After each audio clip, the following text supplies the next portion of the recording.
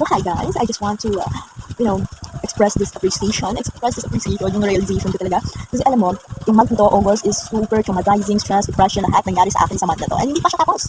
Nasa 21st pa lang ng month, tapos hindi, dami na nangyari sa akin sa month na to talaga. Alam mo ba? Ayun. And also, I just want to make this video for my future self to remind her that my family really loves me. Really loves me. Kasi alam mo, na-appreciate ko lang, talagang in-appreciate. Na-realize ko na super mahal talaga ako, pamilya ko. Super mahal nila talaga ako. Kasi alam mo ba, may nangyari sa akin sa loob din ng month ko. Like, hindi pa siya mahuwag natin. Pero mataging pa rin siya sa akin. So, some of my friends ko kasi nasabi ko kasi lang, hindi ko kaya ang sarili ko na yun. And, ayun, alam mo friends ko yun, nangyari yun. So, super traumatizing siya for me. Tapos, nagsumbong ako sa mama ko. And alam mo ba, I got really disappointed. I got really sad. Mayroon ako na ganun. Pero hindi ko siya kinulis kasi hindi maganda na lahat nakikita ng mundo. So, ayun. Hindi ko na lang siya nakita. But then, ayun, hindi ko na lang siya i-disclose ngayon. Basta may nangyari. And that is traumatizing for me. So, ayun, sumbong ako sa parents ko. And then, they just said, ingat sa next. Like, ganun lang ba yun? Like, ganun lang ba yun talaga? So, nung sabi ko sa parents ko, sinabi din nila after a days sa ate ko, which is talagang super involved siya. Like, siya dapat talaga yung pinasabihin ko una, pero hindi ko kaya, naghihiya ako. So, sinabi ng mama ko sa kanila. And then, ang sabi niya sa akin, ikaw naman kasi hindi ka nag-iinat. Like, what the fuck? Blaming the victim na naman. Like, ganun naman talaga sistema ng Pilipinas. Sinasaktan ako nung ano ba, ako lang ang victim. Bakit ko kasalanan ko? Bakit parang, alam mo yun? But then, alam mo ba, akala ko yun na lang yun. Akala ko wala na yun. Wala na progress. Ganun. Kasi wala na talaga yung progress after that day. Tapos alam mo ba, nandun naman dito yung friends ko sa bahay. Tapos, they asked me kung saan nangyari yun, ganun pa nangyari yun. So tinuro ko yung place, tinuro ko yung ganyan.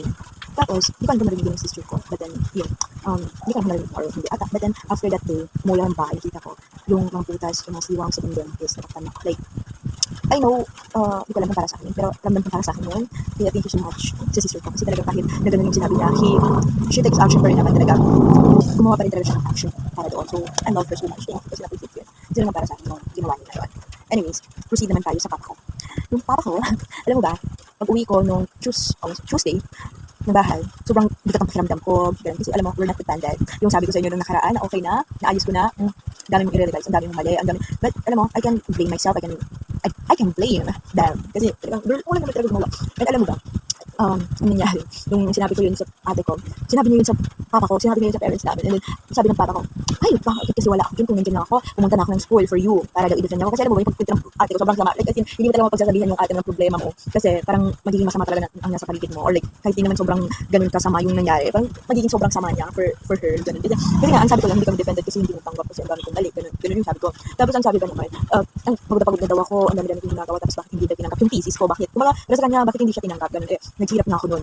But then, pagkakamali ko rin naman kasi nirush ko siya and so on, so marami akong nagtawan, tapos marami din akong kulang, alam mo yun. Tapos, kasi naman, hindi ko naman din masisisi yung sarili ko kasi kung talagang wala akong gumawa nun, syempre talagang hindi talaga magiging perfect yun. But then, we're trying, so, iyak ka na naman. But then, ayun, yun yung naging take ng papa ko dahil ganun yung narinig niya sa ate ko, hindi ako mismo yung nagsabi sa kanila na ganun. Dahil yung ate ko nagkwento, naging iba yung take niya. Kaya ang sabi niya, kung nandiyan lang ako, pupunta ko ng school mo. Ganun naman talaga pag-depends, ganun naman talaga, pagagalitan ka, pagsasabihan ka kung hindi mo, kasi nga, magdadepend ka. Pero syempre hindi nila magigets yun, okay? So, understood. And alam mo ba, sabi pa ng papa ko, ibigay mo sa akin yung mga ano niyan, mga Facebook niyang teacher mo na yan, kakausapin ko, ibibidyo call ko. Diba? Like, palakasan magmahal. Yun, yung papa ko talaga, oh my gosh, hindi mo pwedeng kapihin. Pag nalaman ng papa ko, ay, susugurin ka kahit wala ka naman skin, susugod yan talaga. Kasi, yun yung tignan niyo, Be. Wala siya dito. Gagawa siya ng paraan. Nakasap yung teacher ko na hindi nagpapasa sa akin. Hindi na complete yung thesis ng anak mo. Maglalaban ka pa. But anyway, I really appreciate them so much. Kasi naramdaman ko talaga na they supported me. Kahit mali ako, sinusuportahan nila ako. Tapos kahit mali ko naman, diba? But then, thank you so much. Kasi alam mo yung manda na super hating sa akin. Na kailangan ko talaga ng any support. Ako yung kumatanggap sa kahit na kanino. So, thank you so much sa papa ko, sa mama ko. And of course, sa sister ko. Diba? So, ayan. Yun lang, hindi ko lang pwede palampasin itong content na to, itong appreciation video ko na to sa pamilya ko kasi baka malimutan kong i-post or malimutan kong i-fake. Sayang naman yung appreciation ko, diba? Anyways, that's it. Bye!